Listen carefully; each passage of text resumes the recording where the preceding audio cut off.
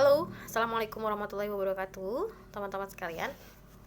Masih bersama saya, Ulfa Nalaraya, di YouTube kesayangan kita semua, Ulfa Nalaraya. Teman-teman, pada sesi kali ini saya akan sedikit menambahkan beberapa hal terkait pengurusan tugas belajar ya, atau izin belajar. Saya sudah sampaikan di video sebelumnya, namun ada beberapa hal sepertinya yang terlewatkan, dan ini juga menjadi sangat penting teman-teman. Jadi saya merasa perlu membagikannya kepada teman-teman semua ya.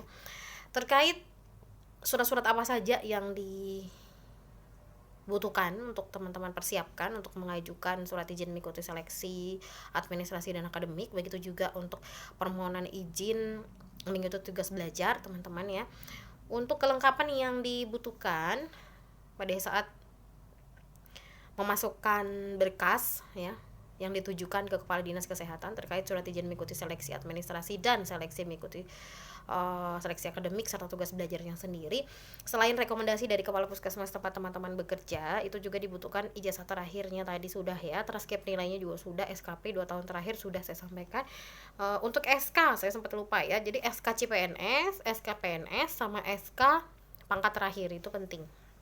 Teman-teman harus persiapkan ya, selain juga dengan pas foto dan rekomendasi lainnya dari organisasi lainnya. Itu yang terlewat ya teman-teman. Selanjutnya mengenai perbedaan D4 dan S1, itu teman-teman banyak sekali yang bertanya itu apa bedanya ya. Kalau dari segi kepangkatan atau strata pendidikan itu sama teman-teman, tidak ada pembeda.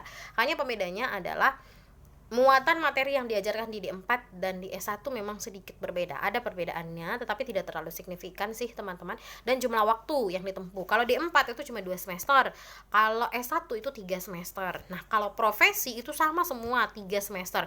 Namun ada lembaga pendidikan tertentu yang melaksanakan hanya 2 semester saja untuk profesi. Tergantung institusinya. Ini yang saya sebutkan adalah untuk D4 dan S1.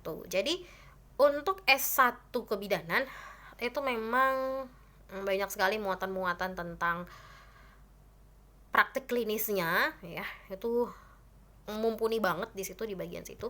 Kalau untuk D4 kebidanan itu untuk teori manajerialnya yang cukup banyak, namun tetap juga untuk mengasah praktik klinis kebidanannya juga banyak, namun tidak sebanyak ketika pada ada di S1 kebidanan. Itu saja bedanya teman-teman.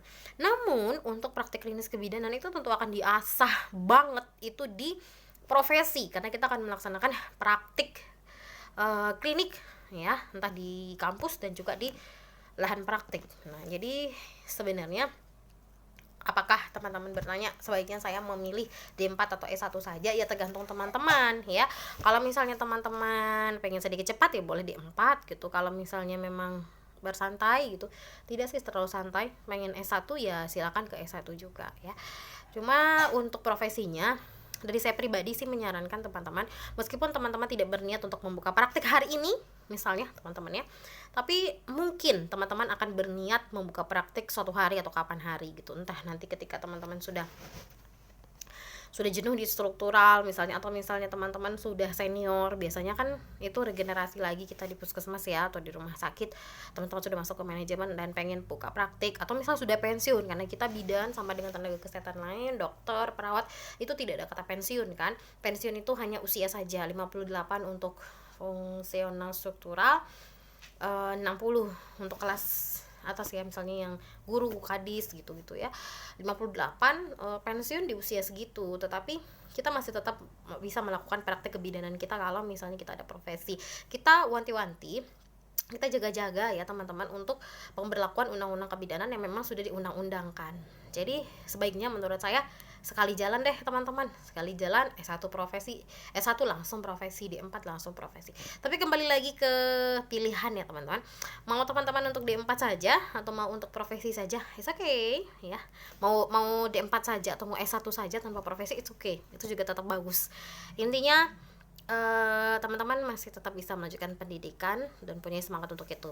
Misalnya teman-teman pengen cepet nih, nggak mau ke profesi, maunya dari D4 atau S1 langsung ke S2 nanti supaya jedanya sedikit ring untuk bisa melaksanakan mengajukan tugas belajar lagi, baru bisa nanti cepet bisa S2 misalnya untuk teman-teman yang di struktural misalnya, ya silakan, tidak masalah ya, karena semuanya tergantung dari pilihan teman-teman. Saya hanya berbagi tentang apa yang saya ketahui dan apa yang saya alami.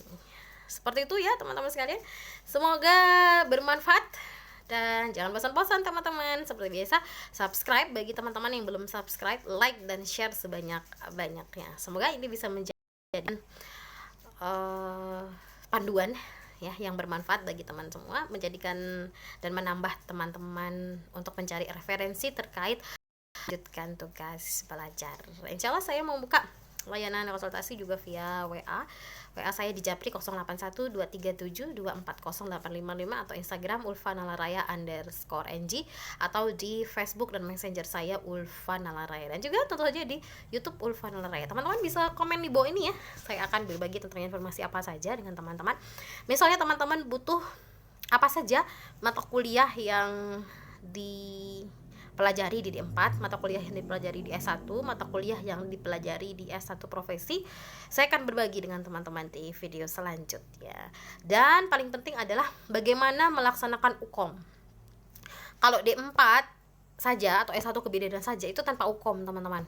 Nah, kalau D3 saja itu ada UKOM. Dan kalau kita profesi itu wajib ada UKOM. Jadi syarat kelulusan untuk mahasiswa profesi adalah uji kompetensi nasional, menyelesaikan asuhan kebidanan, praktik harian dan lain sebagainya. Kalau praktik harian sama askap-askap itu kan kita laksanakan secara mandiri dan kita laksanakan secara berkelompok juga untuk manajemen pelayanan kebidanan dan juga untuk askap komunitas. Tetapi kalau untuk UKOM, uji kompetensi nasional, itu benar-benar murni tidak dibantu oleh kampus kita. Jadi kita benar-benar berjuang sendiri teman-teman. Kita akan diuji melalui sistem CBAT ya dengan menggunakan sistem komputerisasi. Jadi kita akan menjawab soal di situ nanti sebanyak 180 soal sebanyak 180 menit. Jadi 1 menit itu sudah 1 soal baca dan jawab ya. Nanti saya akan berbagi trik dan tips juga kepada teman-teman bagaimana bisa lulus uji kompetensi nasional atau UKOM bidan. Baik teman-teman yang di D3 maupun teman-teman yang profesi, termasuk apa saja yang dipelajari, lalu nanti rekomendasi buku-buku apa saja yang teman-teman saya rekomendasikan untuk pelajari dan untuk baca, saya akan share nanti. Ditunggu ya teman-teman, tetap selalu pantengin channel YouTube Ulfanalaraya. Makanya jangan bosan-bosan dan jangan lupa bunyikan lonceng supaya teman-teman tetap mendapatkan notifikasi dari YouTube saya Ulfanalaraya. Subscribe, like, dan share sebanyak-banyaknya. Terima kasih teman-teman sekalian. Assalamualaikum warahmatullahi wabarakatuh. Jangan lupa bahagia. Bye-bye.